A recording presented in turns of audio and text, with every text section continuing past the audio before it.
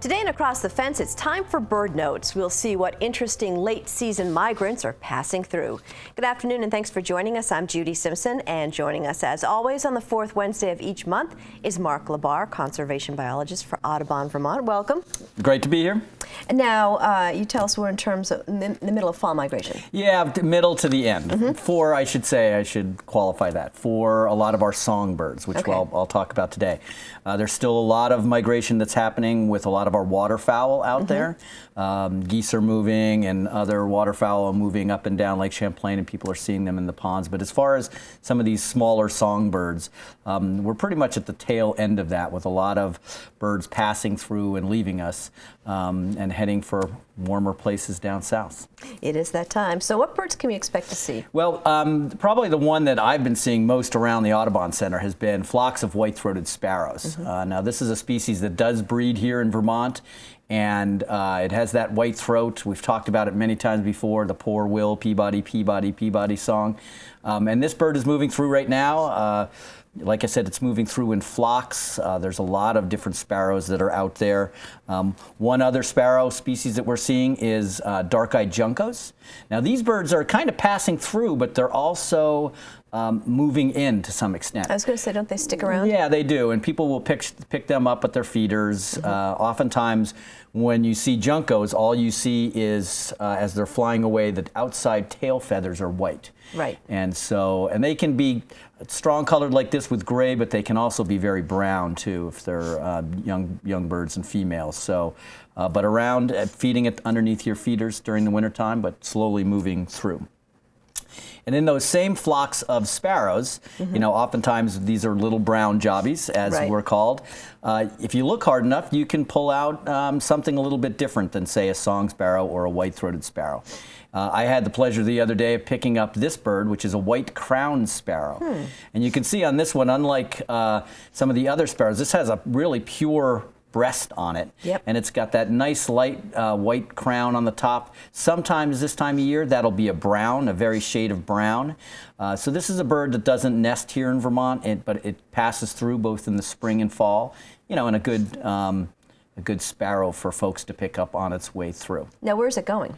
They are probably just heading a little bit further south. You know, a lot of these birds are short distance migrants, so they're not heading down into the tropics or South America like some of our warbler species. They're moving just a little bit further into the south. And then the last bird, which again is a good one, I see 1 or 2 a year, which is the fox sparrow. And this is the bird that we opened the show with. It looks a lot like a song sparrow. That's the problem I have. Yes. It has that little dark little spot in the middle, but you can see that the gray in the face, and you can see those triangular shaped splotches or marks along its side. Plus, it's a larger bird, so it's a larger sparrow that would be coming through. And there's been a number of reports on the listserv that people are picking up fox sparrows across the state. Okay. So, you know, as far as the sparrows going, that's what we're seeing. So what else besides sparrows might we see? Well, people have been reporting to me, and again, this is not really, it's a migrant, but it's also a bird that can stick around, as bluebirds. You, I think, mentioned that you've seen them at your house. People have mentioned they're coming in, they're inspecting boxes, and they'll see them in groups. So, and again, a bird that will move around and move further south, sometimes seen here in the wintertime. You know, sometimes they can be seen in very early winter. So you could put them in the group with the migrants, but also, you know, a semi-resident. And then some of the last of the warbler species. I was just down in Brandon the other day and had a couple of these guys. This is our butterbutt, or our yellow-rumped warbler, and this is a late warbler migrant, and it's usually one of the last ones to leave the state as it heads further south. So those are, you know, some of our late season migrants that we'll see as far as the small songbirds are concerned. So we have some viewer mail. It does. This first one is from Danielle Ford of Milton, and this was kind of an interesting picture because she had a great blue heron using her pool. Now, my guess is you can see those cattails in the back there. So my guess is there's a little bit of a wetland there, and that bird is just kind of roosting up on top of that pool edge. But kind of an interesting shot. It's a great picture. It is. It is. And we have another picture now from Judy. That's right. That would be me. That would be you. You sent this picture of another blue heron. This is, I'm assuming, from your backyard. Yes. Yeah. Yeah. So. And he visited he or she, I'm not even sure, Right. visited every day for about a week, and would be out there for half an hour, 45 minutes, eating snakes and frogs. Yeah, I'm sure. Having a great time. It looks like a wet meadow. Yeah. Again, so you're going to have that food supply which they like, and that they'll come in and that they'll feed on. This next one is a wren question from Mary Ellen Shaw of Rutland. She says, "Hi Mark, I heard a song today that I've never heard before in a yard. After trying to get a look at the bird, I finally succeeded. He or she perched on top of our very wide hedge and treated me to quite a melody. I got a good look, and I'm 99% sure it's a Bewick's wren. I typed in the color size," she goes on to say, "at the Cornell Lab of Ornithology, and this is, what she thought she had." And now that's a western species. It's not a species we necessarily picked up. We went back and forth a little bit, but you can see what she thinks she now saw was the bird on the right there, which is our Carolina wren. Okay. You can see how she might get a little bit confused. They both have that upper tail swing. Now, what's the one on the left? The left, that's the Bewick's wren. Okay. So that's the western species that she thought she saw. Yeah. Well, very similar. And yeah, they look very similar. A little more brown in the Carolina wren, and that is a wren. It's the tea kettle, tea kettle, tea kettle, really loud song that you see, off and on here in the valley, more and more as time has passed over the past decade or so. Okay. Well, here are two pictures from Alice Connors. We're going to start with the first one, and she says, "Hi, Mark. Here's a shot I took today of a juvenile sharp-shinned hawk, I think, on my hedge with a mouse. We see them here often, but usually they are preying on birds. I shot this through the window." Wow. Yeah, that's a great shot, and you can see that poor little mouse there. Kind of. That's just kind of hanging out. And we talk about fall migration. Hawks are still somewhat, migrating through. We've got the tail end of that migration as well. Although they do stick around as well. Yeah. If the feeding's good. If the feeding's good, and they'll often, and during the later fall months and winter, they'll often be seen, at feeders, taking advantage of the other birds that are at the feeder, because not only do they prey on mouse, but they prey on other birds as well. Yeah, and she also sent in another picture here of a starling, I think. Yeah, and it's funny because you look at starlings, and oftentimes we see them in flocks, and this is a youngster, and really the coloring and the patterning of this bird is quite nice. Yeah, it's a very different thing. I think it confused her because we all think of starlings as very dark, and only when the sun kind of catches off of them do we see kind of that iridescence that you might have. But those youngsters, it almost looks like some sort of woodpecker. Yeah, exactly. The patterning is different, and so it's a nice little starling. Young starling. I have a question here from Mike Oler. He says, "Hi, we have a lone bobwhite that's been hanging in our yard in Winooski for a few days. Do you think it is in distress?" So this is a bobwhite, and there's been some discussion as whether this bird is actually a bird that stays in Vermont. A lot of the talk about bobwhites is the fact that it's a released bird, that it's raised and released on some sort of farm. And some sort of farm, so it's an escapee. There's been no real documented overwintering of this species, and the breeding bird atlas actually showed a decline. So the only real stable populations are to the south, and in Long Island and Massachusetts. So whether this bird is in distress at the time that Mike wrote, probably not. Whether it will be in distress a little bit later on during the winter months, it may or may not make it through that time period. Okay. All right. Well, here's another picture from Shirley Twitchell of Londonderry.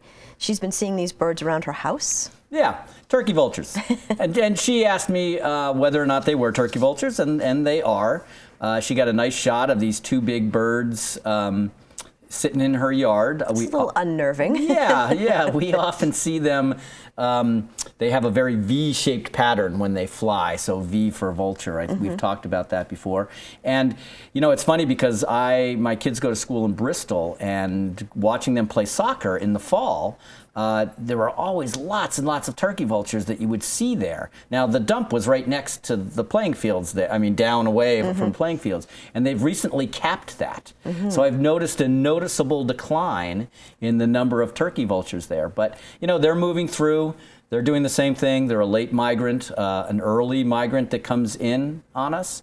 And so, just a species that we have taken for granted now. They've showed up about 2 decades ago and are regular birds here in Vermont. I know when I ever see a couple of them circling over the backyard, I bring the little dog in just because. Yeah, and there was an interesting thing on the news the other day that I heard that vultures eat dead things. That's what they focus on. Right. And they have an extremely high stomach acidity. So the stomach acids are enough to kill the viruses and the bacteria that are associated with dead things. So they're kind of uniquely adapted. Plus, no feathers on the head. Right. They don't have to worry about getting anything caught in their feathers when they're probing a dead animal. I know they serve a purpose, but they're not the most lovable. They do serve a very important purpose because they do pick up a lot of stuff. But yeah, they're not the prettiest things to look at sometimes. Yeah. And then I have this last shot here is from Donna West from Morrisonville, New York. She says this blue jay stops by several times a day, stares in our kitchen window, and begs for peanuts. Now this blue that's jay. That's a face you can't ignore. Yeah, this blue jay means business is right. And it's funny that the corvids, the jays, the ravens, the crows, very intelligent species, and obviously this one knows where the food is coming from. And if it shows up, and if they keep giving it peanuts, it's going to keep coming back and giving them the look. Yeah, who's training who? Yes, exactly. It's funny you mention that because I picked up the book Ravens in Winter. Yeah. Really interesting reading. Bernheinrich, yes, that's a great one from UVM about just that whole social system with them. Yeah, very interesting. There's one more letter here. Dear Mark, I heard your comments about hummingbirds with white on their beaks. I was curious. Usually when they get that is when the wild white morning glory flower is in bloom. Oh, that's interesting. I took dark construction paper and probed the blossom. It came back with a white powdery substance on it. The bird's beaks are normal after a day or two depending on the length of the bloom and the amount of flowers. Interesting. Yeah, so earlier this year we talked about that hummingbird fungus that causes their tongues to swell and they eventually die from it. There was, when I was doing a little bit of research on that, some suggestion that the white that people see on those bills is actually from flowers. And after we had done that show, I got this letter, and it looks like that somebody did a little bit of research on that and proved that that could be the case here in Vermont as well. And that was from Mark Newton from Swanton. Thank you for sending that in. All right, very good. Now, it's getting to be that time when you're thinking about putting the bird feeders back up. Right, and a lot of people are certainly beginning to do that. The leaves have come off the trees. We're in stick season, and we'll probably next month be talking about, we'll have our annual bird feeding talk here on Across the Fence, and it's okay to. We always get those occasional emails or calls about people concerned, especially about their hummingbird feeders, and whether they should leave them up. And by all means, do. That is for the most part, hummingbirds are gone by now. But during migration, that's an important food source for them, and it's not going to keep them here in the state so that they miss migration, so to speak. They know the timing of when they need to be moving along, and so those hummingbird feeders can be a valuable resource for them through September and early August. Right. And I have to admit, I got a jump on putting the feeder up. When we had that first cold snap a couple weeks back, I felt bad, so I put it up, and it was busy. Yeah. But as soon as the temperature started to warm up again, I noticed there wasn't that much activity. Sure. Feeders serve a great purpose in the wintertime. A lot of people feed during the summer. It's a food source, but there's still plenty of food out there this time of year, and especially even in the wintertime, there's a lot of food out there. People are concerned they leave to go on vacation in the winter. Their bird feeders aren't getting filled. What's going to happen to the birds? And the birds do just fine. Yeah, they come to my house. They'll come to another feeder, right? There's enough of them around, or there's enough food in the woods for them to take advantage of as well. All right, well, if you have a question for Mark, you can pass it along through contacting him at the Audubon Center. The address is on your screen. Or if you prefer, you can contact Mark by email. The address is mlabarr@audubon.org. Send Mark your questions, and he'll try to find the answers for you on an upcoming edition of Bird Notes. Thanks so much. You're very welcome. That's our program for today. I'm Judy Simpson. We'll see you again next time on Across the Fence.